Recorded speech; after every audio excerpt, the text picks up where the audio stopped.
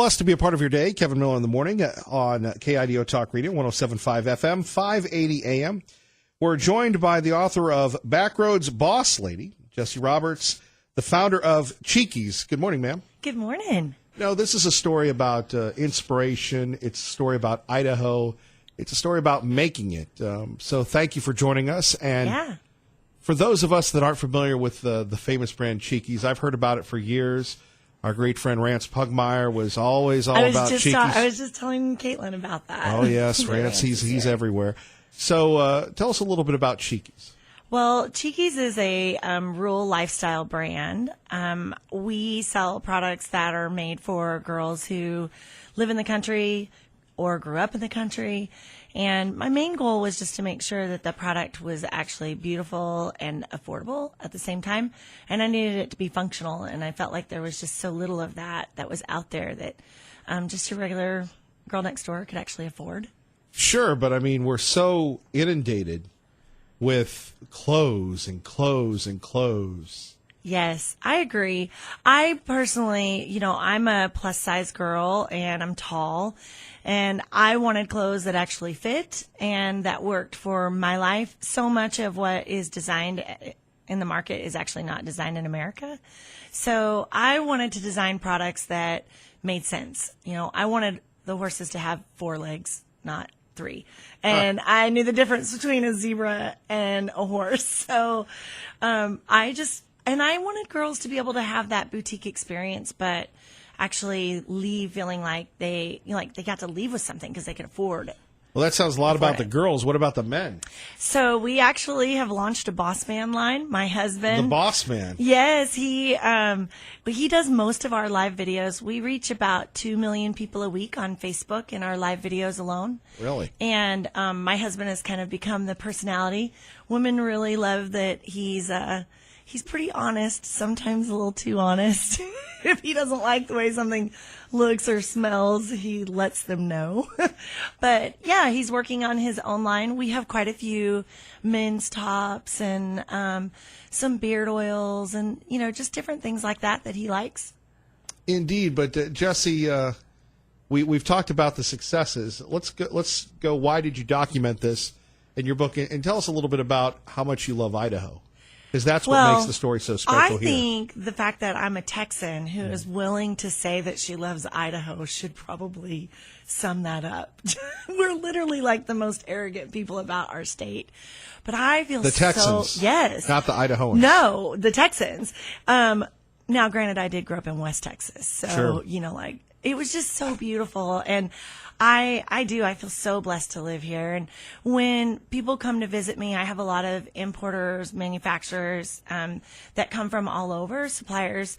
And they're always like, let's go see everything. And they always sleep like the first day that they're here. And they're just like, it's just so quiet and it's so relaxing. And as I travel, it's just, Boise's so clean. Idaho itself is just, it's a pretty magnificent state. It is, of course. It's growing and growing, as you noticed with the traffic this morning. Yes, I definitely had to deal with the little closure on the interstate. I was like taking the back roads through Nampa. But I want to answer your question about why I chose to document the book or document it in the book. I actually didn't intend on it. I had a story that was done on me in Inc. magazine, and which is an entrepreneurial magazine for those of you that don't read that kind of stuff. It's not for everyone. And I was approached by a book agent. I had no idea how the publishing world actually worked. I thought you wrote a book and then it got sent off to somebody who looks like Meryl Streep and The Devil Wears Prada. And it doesn't work like that at all. And originally it was going to be a business book. But my co-author has several bestsellers, and none of them were really business books. And as I started to get very real about my small community and about what it takes to run a business in a rural community, the book took on a whole new take. So I didn't mean to write a book, but somehow I did, and it became an inspirational novel or memoir instead of a business book. Right. Jesse Roberts joining us. Backroads Boss Lady, the founder of Cheekies with Kevin Miller on KIDO Talk Radio, 107.5 FM, 580 AM. So everybody has a dream. Yeah, I think so. But you have found a way to live the dream. You know, a lot of us watch The Profit or we watch the Shark Tank. I mean, you have made your idea into something, as you just said, where people from all over the world come to visit you, designers and fabric folks and all that. How did that begin? Well, one little teeny tiny struggle at a time and lots of mistakes. I do want to say, though, it seems like every time I get in a discussion about the book, it's always about Cheekies and about how much I've accomplished. But the real accomplishment isn't the business. The real accomplishment is the community that I've built of women and support. I believe that you can, it doesn't matter whether I do 2 million this year or 20 million this year, which hopefully I'll be somewhere in the middle, but I actually care about living a content life. I'm completely happy with the fact that I get to employ people. Like, I don't think the dream should be about the gross dollar amount. That's not what I accomplished. Right, but let's talk about the process of how you built the community, because you have a lot of folks. Well, you're a tricky one here. Must be that West Texas in you, but how you started and you wanted to do something, you wanted to help others, and before you know it, you're employing people. Right. Before you know it, you have this community. Before you know it, whether it's 2 million or 20 million, you're happy. So how did that all begin? Well, I started in we have a lot of empty buildings, had a lot of empty buildings in New Plymouth. And I had a tiny little nest egg, not very much. Even though 7,000 still sounds like a really large number to me, it didn't go very far when I had to renovate the building as well as buy the stuff to go in it. And every day, I basically did it because I had to feed my kids. Like, it wasn't like, oh, I really want to have this magnificent boutique and create this great experience. I wanted to actually be able to buy food and make sure that the kids had shoes. Like, that was the reason. So every day I needed to sell a purse or sell a shirt so that I could take care of things at home. And then it just started growing like crazy. I did the Caldwell Night Rodeo. I did Idaho Stampede. It just, I think it was just constantly being content with where I was, enjoying the moment of where the business was and not trying to figure out how to make it bigger. Just focusing on what I was doing right then. So for people, again, that are just tuning in that may not be familiar with your story, New Plymouth, Idaho. Yeah, 7 miles outside of Ontario. So you start this boutique. I did. And then you go on the road. Yes. Caldwell Night Rodeo, Snake River Stampede, others. Yep. People start buying. And then I started a Facebook page. Then I started a website. And I remember just like doing a happy dance anytime an order came through. I would do anything to try to like make it work for the customer. I started to treat my online store like a second brick and mortar. It was like my store. And I tried to treat the people that came to my Facebook page or came to my website just like I would if they came in the store. So if you go and comment on my page, somebody's going to reply to you. So we have 3 full-time girls that live in Hawaii, Oklahoma, and Florida that all they do is respond to people on Facebook and try to make sure that they're welcomed into our online store. Isn't that crazy? It is crazy when you think about this. Sometimes we can't keep up, but we do our very, very best. Obviously, in the world of social media, but you're not a digital native, but you understand how important it is. Well, I don't think I'm an anything native. I didn't graduate from high school. So that was a really tough thing to admit, especially given the fact that I constantly, like I did an interview with Forbes a couple of weeks ago, and it's like, do they make a regular practice of interviewing people that it didn't get to graduate? But I am a native to having a thirst for knowledge. There's so much that's free on the internet. I mean, Facebook wants you to use their platform, so they offer 1 million tutorials. Just take them. And people ask me all the time, like, how did you do this, or how can I get my business to there? And I usually ask them, what was the last thing you read? Like, what was the last opportunity that you took? In the early 2000s, I won the Idaho Business Review 20 under 40, or 40 under 40. Can you tell it's early? Sorry. The 40 under 40. And that was for an advertising agency. I actually sat in all of these media, just radio stations just like this. And I sat down and I said, hey, could you please tell me why your media outlet is better than the newspaper or outdoor? And I had everyone educate me on how to buy, how to purchase, how to understand, and sell me on what worked for them. And so people just don't realize just how much free education there is out there.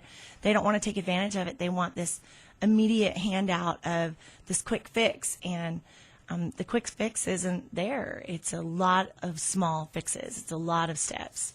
Sure. So, Jessie, what advice would you give people right now listening, some free advice? I would say stop being involved in the race. I feel like we put ourselves in this imaginary race. We think there's this end that we're trying to get to. And I use kind of a crude example, but when you have a child, you don't look at your kid and go, I can't wait until my kid dies. I can't wait till the end of their life. So why do we do that with everything else? Why do we do that with our business? Why can't you enjoy the stage that it's in right now? Why can't you enjoy where you're at in your life right now? And yet also still be driven to make it better. Well, because you have the grass is always greener complex. I don't. I have a very clear idea and understanding of what contentment is versus complacency. Okay. So I just want to enjoy, like, I love the fact that I'm helping girls name their businesses, understanding how to go and fill out your stuff with the Secretary of State. You know, like, you can't ever get that back. Think about when you name a kid or name a baby. Like, that's a wonderful, cool process and an important part of that person's life. So you can do that same thing with a business or even your own life. Tell us a little bit about New Plymouth and what you've done there and what the community has done there. Well, my community is a small, super conservative, older community. Our biggest trial and tribulation in town is making sure we have enough parking for the senior center, which is in and of itself an amazing thing. It's like taking a step back in time. I actually really love the story of New Plymouth and how it was developed. If you're a historian and you like that kind of stuff, look it up because it's really cool. Currently, Cheeky's has purchased about I'd say almost 50% of one of the two city blocks in New Plymouth. I think we technically have 4, but like one is City Hall and one is Internet Truck Stop. And then we have 2 little strips. We bought the original Cheeky's and several other buildings around it. As the buildings become vacant, we try to upgrade them and renovate them. As a matter of fact, yesterday was we were upgrading the power poles and transformers with Idaho Power's help, and my 100-plus-year-old brick building collapsed in the back. So it's like, oh, well, I didn't quite realize I was going to be building so much up this week. But, sure. But we've done our very best to try to stay with the feel that my town has, and yet also employ as many people and put as much back into the community without taking away from its aesthetic. All built on your sales? 100% built on our sales. Wow. More coming up with Jessie Roberts, author of Backroads Boss Lady, the founder of Cheeky's. If you have a question, is that okay if you take some questions, Jessie? Yeah, of course. All right. Yeah. 580-5436, 580-KIDO. You're listening to Kevin Miller on KIDO Talk Radio. Nothing to be scared about. We are with the founder of Cheeky's, author of Backroads Boss Lady, Jessie Roberts, joining us, and you are very close to making the New York Times bestseller list. Yeah, we're a few hundred books away from what I've been told. We were certainly never expected to do that, but women have really been rallying around the fact that I'm just like they are, that I'm relatable, and that they've experienced a lot of the same things that I have in the book. And so I guess the thing is that if we as readers want more books by real people, then we have to buy books by real people. And speaking of a real person, you're going to be at Barnes & Noble tonight? I am. I'm super excited. I'm hoping that we can show Barnes & Nobles that we can sell out. Right. So I'm going to do autographs. I'm actually going to do a reading and some Q&A as well. Sure. We were talking earlier about overcoming adversity, and you put that in this publication, Backroads Boss Lady. Is there anything you'd like to share to people that may be struggling right now? Well, I think that, when I first started writing this, I hated the cliche of, if I can do it, you can do it. And I really learned to become comfortable with that and actually identify with it. I tried to, I never wanted to be a girl that was like, had an asterisk by her name. Like Jessie Roberts, she does so good for being a woman who was sexually abused, or she is so accomplished for a girl who didn't get to go to college. And I just hope that people are able to read the book and find that they really can get over broken hearts, bad pasts, and things like that. So it's not just about a business. It's about personal triumph. And let's go a step further. For people that have been victims of abuse, what would you say to them right now? Because, they're always alone. They're always wondering. What would you say to them right now through the radio? Well, I would probably say what I put at the end of the book. I wanted an author's note, and I wanted to let them know that you actually don't have to be alone. I mean, I thought there were so many things that I was supposed to be or that I had to be. And I found out that I actually didn't have to be any of those things. I got to choose what I wanted to be. And so you can choose joy. You can choose company. You can choose a family, and you can build a community around yourself, even if you don't have those things given to you. You can make them. Traffic and weather together, KIDO Talk Radio. I'm News Channel 7's Eric Everett. All right, we continue on with Jessie Roberts, founder of Cheeky's, Backroads Boss Lady. Now, we're going to keep you for a while, if that's all right. All right, but you're going to be at this Babes in the Back Road? What? All kinds of stuff. Like, I feel like we could just throw out all these cool feminine words and just say that I'm going to be there. That really relates well to me, but yes. No, so tonight I'll be at Barnes & Noble's. Sure. There's a lot of bees, huh? And then tomorrow I'll be at the Idaho Business Review's Woman of the Year Gala. And then Wednesday, Boss Babes is doing a super cool, business entrepreneurial panel at Trailhead in downtown Boise. Boss Babes. Yeah. If you get on Pinterest and you feel like isn't that super femme, isn't that like a sexist? Isn't that like a sexist term, Boss Babes? I feel like I call my husband Babe every day. So okay, you're not going to be able to do that to me. All right, fair enough. We were talking about the magic of building the community, and you were explaining to us off the air here on KIDO Talk Radio about the infrastructure repairs. Now, you've become probably like a building planner in New Plymouth with the infrastructure and the power and the architecture. I feel like maybe sometimes the city doesn't like me, but because I'm always trying to, you cannot prepare for these, 100-plus-year-old buildings. But we, over time, it was really funny about 3 or 4 years ago. You had to communicate whether you were going to plug something in any of our buildings because you would blow the power. So we had outgrown the power. We couldn't put in any more phone lines. Our internet wasn't we had to upgrade all of that for our area and our downtown. Right. But in between that and then make the clothes. Yes. And at the same time, we have one of the largest printing facilities in the Pacific Northwest. We can print about 1,200 shirts an hour. The Cheeky's brand is carried in 3,500 stores in the United States and Australia. And this summer, we're going to Australia to start working on building a distribution center there for rural businesses. But even our equipment was too heavy for downtown New Plymouth. Most of those buildings have old basements. As a matter of fact, one of the other guys in town, he has a tractor in his basement because it fell through and they just rebuilt the floor above it. Sure. So, it has been a real trial. You're just trying to make ends meet and make payroll, and then, the building collapses. So you just have to figure it out. You say that like it's no big deal. The building collapses. It was a huge deal. But it is what it is. And I am a firm believer that you don't take risks that you can't afford. And so you have to go into that knowing that you could lose it. And I also believe that I had to create myself and make myself into like an iceberg. Nice, big, solid foundation. I can take out things like the Titanic. I move, but I move slow, but I move. Now, what about global warming? You can tell I'm a cynic here, but what about global warming? This is just a business reference. Sure. So, indeed. But ultimately, like, I have to be able to handle things like that.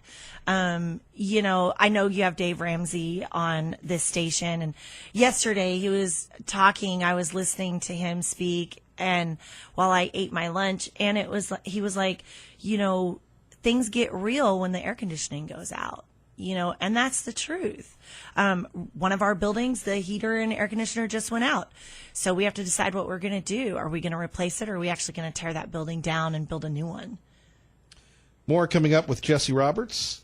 Kevin Miller, KIDO Talk Radio. Good morning, Maggie. Good morning, Kevin. Kevin Miller in the morning here. Jesse Roberts joining us. Backroads Boss Lady. By the way, if you want a compelling conversation or and the book, you can go to Barnes & Noble tonight. What time are you going to be there? 7 o'clock. 7 o'clock, and you'll yap to people and all that? Yes. Well, we're going to do a little reading. I'm still trying to figure out which part to read. And then we'll do some question and answers, which is always fun. Sure. So, I always cry, though, when I read. I did the Audible myself, which was super hard. So I'm excited. What don't we know about how tough it is to write? I think the process itself, and I actually had a ghostwriter. Brett typically is not on the books, and I told him that I would not publish if he would not go on the book with me. I feel like it is unfair for women to compare themselves and say, okay, well, this girl, she runs this big company. She has this awesome family. She has 4 kids. And in her spare time, she wrote this book. Sure. So it's definitely a very vulnerable situation to put yourself in. I'm kind of terrified. You know, today is release day. I've been like, it's like Pandora's box has been opened. I can't put it back in. The little engine that could. Jesse, I'm going to ask you to stand by for a minute, okay? Go right ahead. Ray, you're going to have to pot up Mr. Decker. My system's down over here. So my system's down over here. I'll try and do it. Yeah, I know. I've got nothing on my phone over here. I don't know if it'll work if I pot him up. Yeah, my phone's dead. Let's go to John Decker joining us now from Washington, D.C. Then we'll have some more questions for Jesse Roberts. Mr. Decker, good to have you with us, sir. Hey there, Kevin. How you doing today? Well, better than my phone system. So here we have it. We've got House Democrats investigating the president, sending dozens of subpoenas, 81 people. Boy, I can only imagine what the president's reaction to that was, sir. Well, yes, that's right. So dozens of individuals and entities, altogether 81 requests being sent out for document production. And among those individuals, the president's 2 sons, Eric and Donald Trump Jr., Hope Hicks, the former communications director for the White House, Alan Weisselberg, the longtime chief financial officer for the Trump Organization, the Trump campaign, the Trump Organization, you name it. Anybody in the president's orbit was hit with document requests yesterday by the House Judiciary Committee. Boy, you just have to wonder, and so many people have speculated, is this the road to impeachment? Can they stop this, or are we going to see endless investigations? John Decker, you're a veteran of Washington, D.C., of covering the White House for many, many years, sir. Well, that's right. I covered the Clinton impeachment. I think that yesterday essentially was the first step to a possible articles of impeachment being brought against the president. I say possible because I have no idea, nor does anybody else, what these requests for information will lead to. But this is the power of the House Judiciary Committee. If they find any wrongdoing on the part of the president, they can bring articles of impeachment. And they can then refer those articles of impeachment to the full House of Representatives, unlike Robert Mueller. Robert Mueller simply puts together a report and hands it over to the Attorney General. I think Robert Mueller has acknowledged the sitting president cannot be indicted.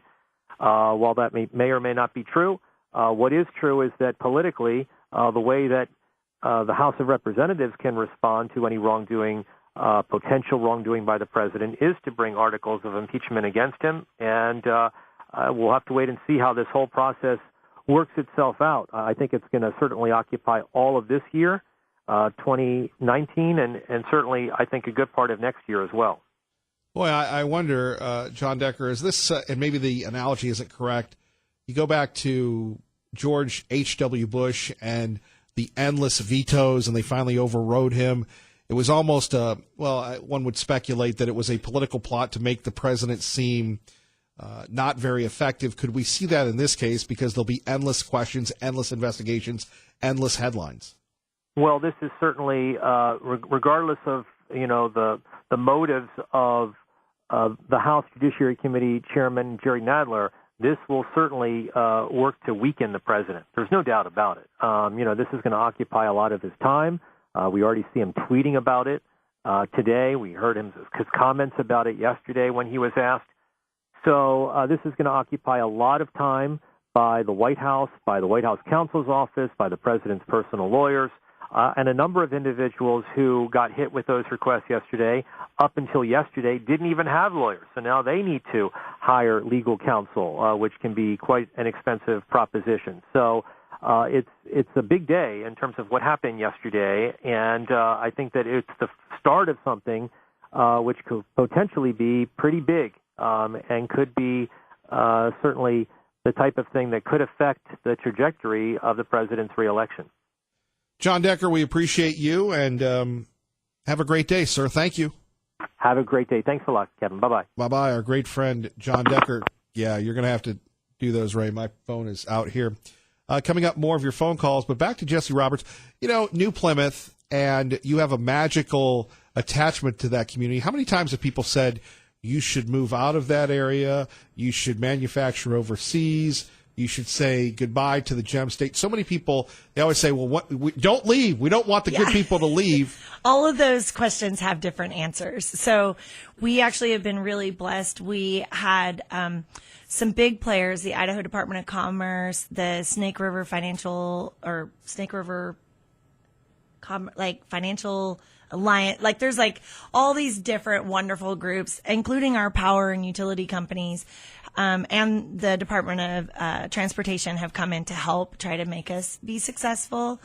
I get asked almost every day or every other day why I don't move. It would be cheaper for me to rent a large warehouse, even in the Boise area, and I could certainly have more employees, applications, and a larger job pool. And then you said, why don't you manufacture overseas? I do manufacture overseas. I manufacture overseas, employ people in Venezuela, India, China, and I import and bring all of that in. We had a meeting with about 16 women in November, and we flew in multiple manufacturers from all over, actually into Idaho. These women came together and were meeting to design their new lines. They flew in from Texas, New York, everywhere, just to little old Idaho to sit and have, food from up the street. And we discovered that out of those 16 women, we were doing somewhere around $40 to $60 million a year in revenue between the 16 of us, which is pretty impressive inside of a little teeny tiny place. So there's actually some big stuff happening, and that can happen there, So you'd never move? I don't want to say that I would never move because I feel like that would be, dishonest. I have no intention of moving. You miss your time living in the Treasure Valley, though. You told me you lived in Boise and Eagle. And I did. I loved Mountain it. Home. Yeah, I did. I loved all of those areas. Again, not to sound like I'm beating a dead horse, but I'm perfectly content where I'm at. Middleton? You don't want to go back to Middleton? I do think Middleton would be cool because it's a little bit closer to Boise, and I have access to things for my kids that I don't have access to out in New Plymouth. Plus, it wouldn't make the drive into KIDO quite as long. Well, seems that way on State Street. How about moving to a small community? And I know you've mentioned it to me here on KIDO Talk Radio about earning the trust of a small community. Was that a challenge for you?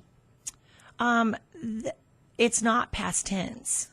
So, being a Texan in Idaho, I love this state, but a lot of native Idaho residents are not interested in people moving from outside of the area. So I have just challenged myself to try to add to the community instead of being somebody that takes away from what the state has to offer. But I definitely talk about feeling like an outsider. But I think that there are people who feel like outsiders in large cities. Even people that grew up in that town may very well feel like one. But it isn't easy. And some of that is my own perception. I have to take responsibility for that as well. But yeah, it's definitely a hurdle inside of a small community to try to come in and do things. Right, indeed. The number one takeaway. Well, I want people to take away what they need. So not everybody needs business advice, and not everybody needs to know how to build a community around them or how to speak up for themselves when they've been a victim. But so I can't give you one takeaway. I guess the takeaway would be, at risk of sounding salesy, buy the book and then reach out to me and tell me what you got from it. So they can come see you? They can order it also. You're approachable, though? Extremely approachable. Just look for Cheekies at New Plymouth. And you can message me on the Backroads Boss Lady page, where I've utilized that page for inspiration. You can find us on Cheekies, and you can private message us. We have girls that answer all the time. I mean, we're not counselors, but we definitely want to hear how we can help. And by the way, that's tonight, Barnes & Noble on Milwaukee, beginning at 7 o'clock tonight. You can get the book on Amazon. You can get the Audible. Or you Kindle, can go to Barnes & Noble. Or you can go to Barnes & Noble. And see you tonight. And let's show them that we can sell out, that we can make the New York Times bestseller. All right. A Little Girl from Idaho. You've convinced me to come see you in New Plymouth. Grab a friend. Bring a friend. I'll bring my wife. I'll bring Mrs. Miller. That'd be awesome. We'll definitely see you there. Jesse Roberts, we appreciate it. And thank you for coming in and realizing the value of speaking to the folks in Idaho. Like I said, our friend Rance has been talking about you for years. So I appreciate Idaho. Yeah. I appreciate you guys having me, yeah. and I mean that. Well, when you're on Good Morning America, just remember us here. I will. I'll be like, remember that one time? All right. You're listening to Kevin Miller, KIDO Talk Radio. All right, we're rolling. Boy, very inspirational. Jesse Roberts joining us here. Kevin Miller in the morning. KIDO Talk Radio. Let's start with Pat in Nampa with Kevin Miller on KIDO Talk Radio. Good morning, Pat. Good morning. Long-time listener, first-time caller. Well, welcome aboard, sir. Enjoyed the interview. The reason I called was on Marsy's Law. Second Amendment Foundation has indicated that there's a clause in that bill that allows for the taking of firearms from someone who is deemed a potential threat. And, I haven't had a chance to read through it thoroughly. It's been a couple of months since I've looked at it, but evidently it's still there. And my concern there is that sets up the potential for creating another victim and possibly two or more. As in the person who's a gun owner having his weapon seized without cause.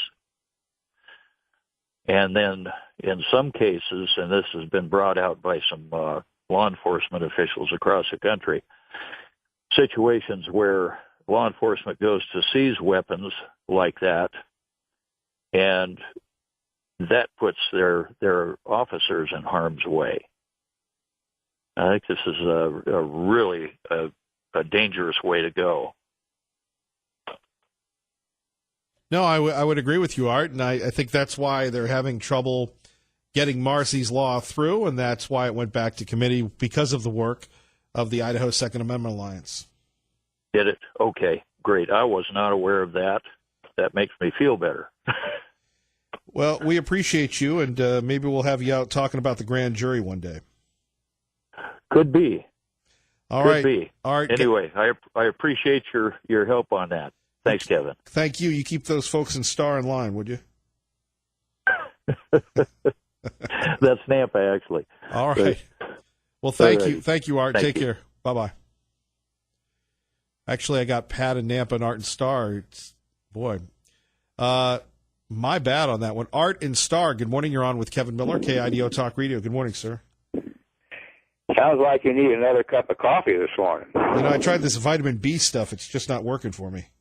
Well, the phenylphenic acid is the key thing. That's B5, but that's another issue. Listen, Kessie Roberts, I just came in on a little bit.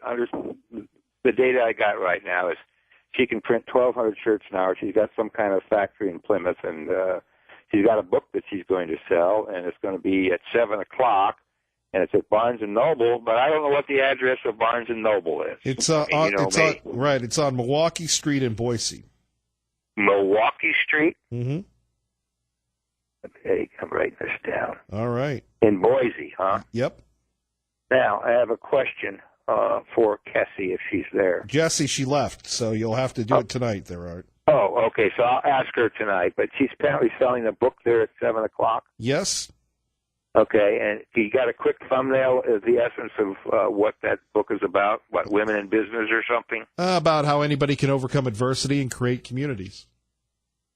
Very good. That's exactly what I want to hear. And, other things that we can talk about, but we'll do that at some other time. Thank you, Art. God bless. Let's go to T-Party Bob joining us now, KIDO Talk Radio. Good morning, sir. Good morning, Mr. Miller. How are you today? Not bad, I guess, all things considered. Well, thanks for having someone like Jesse on this morning. It shows that everyone that you don't have to have a college degree or be a genius to be successful in this great country. I would agree. I also wanted to thank you for having Heather Scott on this morning. We have very few of our representatives who would come on a show like yours and explain the ins and outs of various bills being voted on in the legislature. She's right about the newspapers being a thing of the past, and they've become so slanted it's hard to get a true story from them anymore. Talk radio is slowly but surely supplanting the printed word, and I think we're going to see more of the leftist news organizations closing their doors in the next 5 years. Heather made some really good points about how we as taxpayers don't always understand legislation that our representatives are voting on. And I think it's important that we get an opportunity to listen to people like her, read truthful articles about the legislation, to make sure we understand which of our representatives are representing the people and which ones are just taking care of themselves and their lobbyist buddies. Now, if we're not for activist organizations like the Second Amendment Alliance and Idaho Chooses Life, we would not be able to stop the bad legislation from becoming law in our state. So I thank those who are out there bringing forth the truth, and for yourself for allowing them time on the program to express themselves and inform the citizens of this great state of the legislators that are trying to pull the proverbial wool over our eyes and those that are actually trying to enact laws that will help us. One more thing, I urge those legislators who are listening to pass the legislation for Medicaid expansion that would require Medicaid recipients to work and also to install a sunset law, because this is the only way that we're going to guarantee that we don't bankrupt this state. Because once the feds cut those programs and give us less than 90%, it's going to be up to the state taxpayers to make up the difference. And I don't think anybody's going to like that. Well, and I don't think that we can afford it. We can't afford it. I mean, they couldn't even find money to start the Medicaid program. Are you kidding me? It's going to come out of schools, or it's going to come out of roads, or it's going to come out of somebody's side, or we all get higher taxes. One way or the other, that's what will happen. Well, and it really comes down to having a plan. And as I learn more and more, this whole Utah thing, how they keep investing in such. And somebody was telling me in 1990, the population of both Idaho and Utah was about the same, and they've just blown up, and we've just kind of, well, Well, what's going to happen if our population starts to blow up? Well, we don't have more and more people, but we don't have. They have a plan. Apparently, we don't. I think that's obvious. Well, that's about people we elect, and if we don't watch who we elect, we wind up with a lot of garbage in the legislation. Don't blame me. I told you to run for governor. Oh, thank you so much. I'm so appreciative of all of your helpful hints. All of my guidance and direction.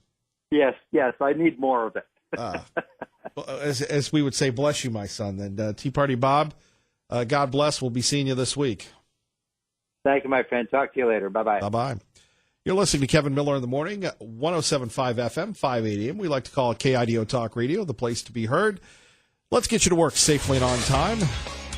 And I'm Kevin Miller, reminding you to keep it here for complete repeal the grocery tax coverage on KIDO Talk Radio. That is our mission, to make life better for all of us here in our great gem state, plus the latest on Marsy's Law. You name it, we'll be covering it. Don't worry, Glenn Beck is next. Dave Ramsey, Sean Hannity, Lars Larson. God bless. Keep the faith. Have a great day.